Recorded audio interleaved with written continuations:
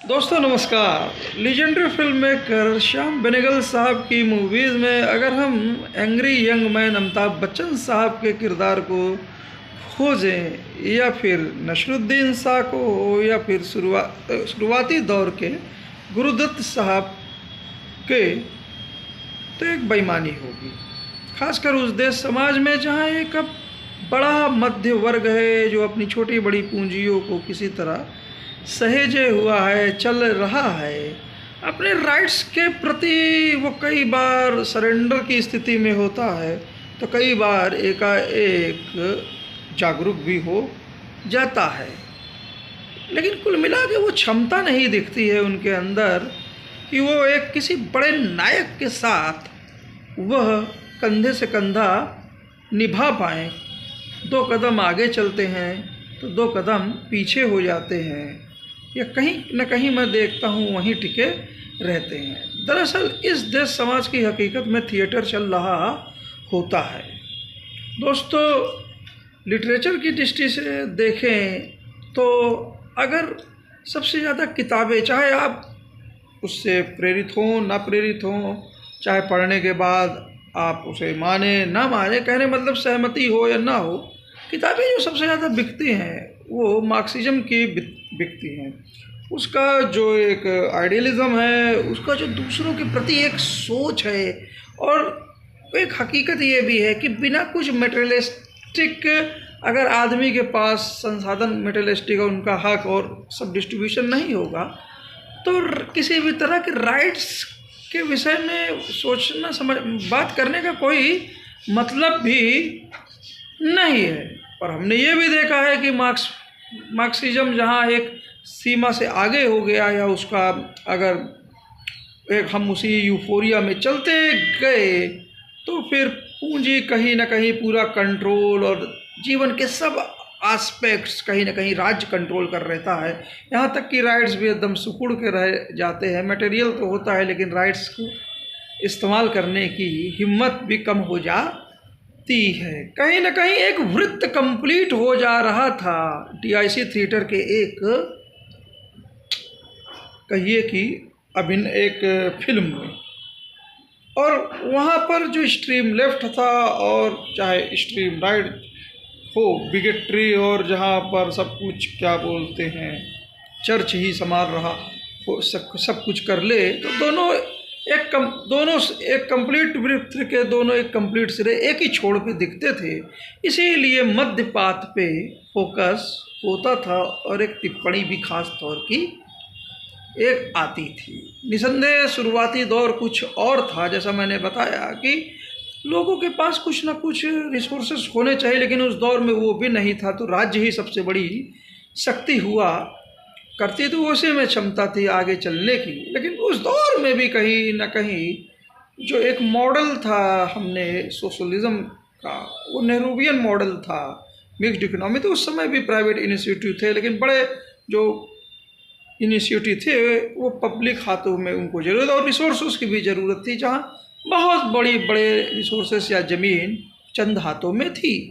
91 के आर्थिक सुधारों ने तस्वीरें बदली, और उस समय देश को फिलॉसफी और थिएटर भी उस हिसाब से अपने आप को मोड़ता रहा।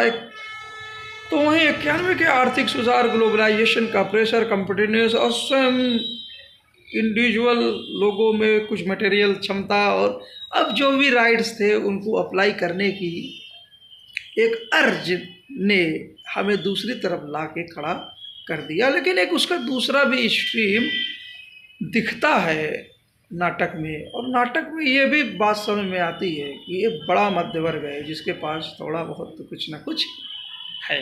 पूंजी के अधिकार के इस नाटक में एक मध्य मार्ग तलाशने की कोशिश हुई। आप छोटी छोटी, हम दूसरे को क्या देखें, दूसरे को बड़ी बड़ी क्या देखें, बहुत सारे लोगों की जो छोटी छोटी निजी चीज़ें हैं, कम से कम वो मटेरियलिज्म तो बच जाए, ताकि कुछ राइट्स का आधार तो बचे। यहाँ पे आप सोशलिज्म देख सकते हैं, मार्क्स के कुछ गुण भी देख सकते हैं, तो वहीं इंडिविजुअल प्लेजर, लिबर्टी और कैपिटलिज्म के कुछ आदर्श भी इस नाटक में आपको झलक सकते हैं। एक एस्पेक्ट जब थिएटर चालू हुआ तो ये भी था एक कुछ नाटक में कि जो भी राइट्स हैं एक डोमेन में होते हैं। डोमेन फॉर एग्जांपल एक अपना मुल्क के बाहर यही एक राइट्स, एक समझौता हो जाते हैं, दया हो जाते हैं, किसी की शरण हो जाते हैं, इच्छा पे चीज़ें हो जाती हैं। तो मुल्क की हिफाजत, मुल्क की सॉवरेंटी इत्यादि पे फोकस भी एक नाटक में चलता है, क्योंकि उस दायरे में ही राइट्स, उस डोमेन में ही राइट्स को समझा जा सकता है, या उसमें ही राइट्स का एक्सप्रेशन वास्तव में पॉसिबल है, या संरक्षण है, या मान्यता है, हम ये भी कह सकते हैं। पर वही नज़रिया हर जो है, मैंने कहा ना, हावी ना हो जाए, और इस हद तक हावी ना हो जाए कि राइट्स जो है एक सिक्योरिटी ऑफ केज हम चुन लें, जो हमने चुना नहीं। इंडिपेंडेंट के समय हमने चुना आज़ादी सिक्योरिटी ऑफ केज के बजाय।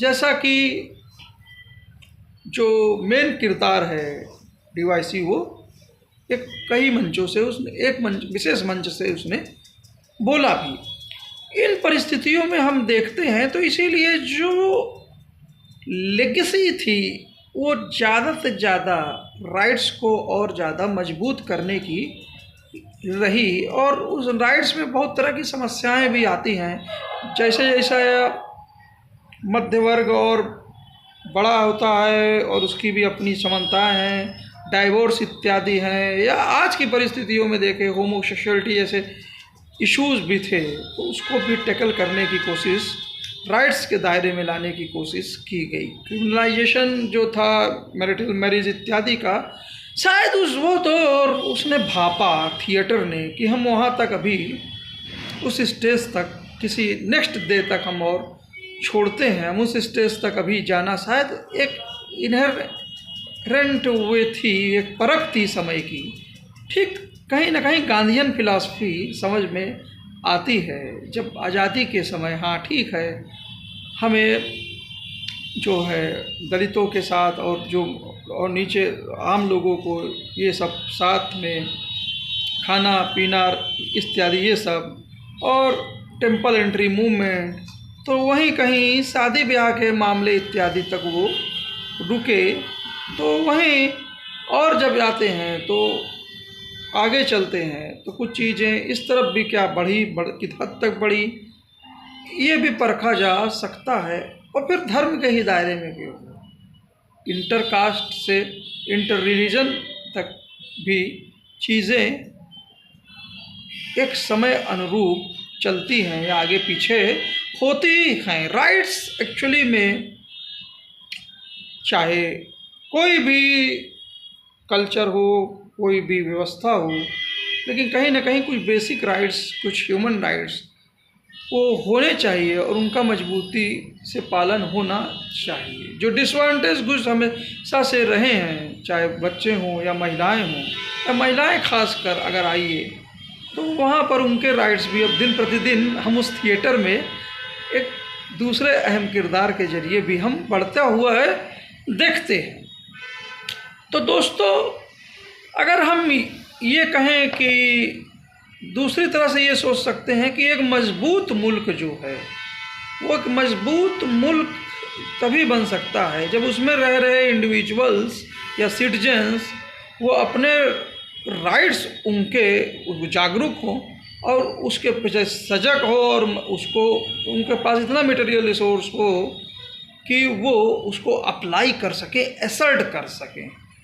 अगर वो अपने राइट्स में ही मजबूत नहीं है, लिबर्टी ऑफ फ्रीडम नहीं है, तो वो मुल्क महज एक क्या बोलते हैं, धीरे धीरे होता एक तब्दील होता खंडहर होता है। तो सबसे बड़ा जो घर है वो देश होता है, लेकिन राइट्स को एंजॉय करने के लिए, राइट्स को वेल इंफॉर्मेशन कूल माइंड से चलने के लिए और कुछ सोचने के लिए कुछ प्राइवेसी भी तो एक चाहिए ना, एक निजता भी चाहिए।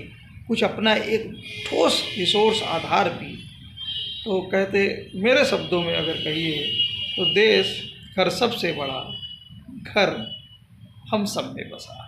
तो राइट्स की इस थ्योरीज को, राइट टू शेल्टर इत्यादि को भी एक अभी हालिया नाटक में भी हम BR फिल्म्स के बैनर तले जो थिएटर, जी हाँ डीवाईसी थिएटर, जब डीवाईसी की विदाई के बाद जब जैसा ये आया उसके उपलक्ष्य में आप समझ सकते हैं। इन चीज़ों को समझना चाहिए। और बेसिकली एक फिलॉसफी इस देश की ये भी रही है कि कितना भी जटिल मुद्दा हो, कितना भी गंभीर मुद्दा हो, कहानी कहने का अंदाज और एंड को उस तरह रेडिकलाइज नहीं करना है।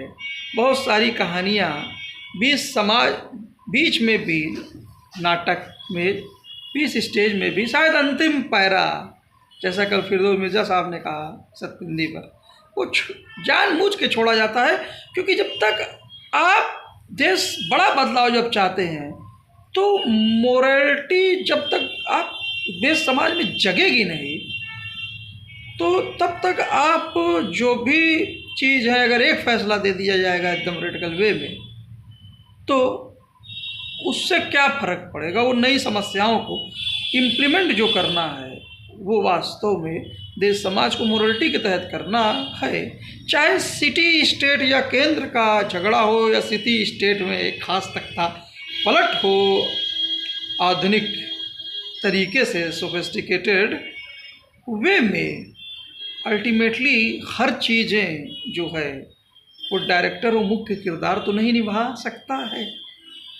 सबसे एंड में जो किरदार है उसको जागृत होना पड़ेगा।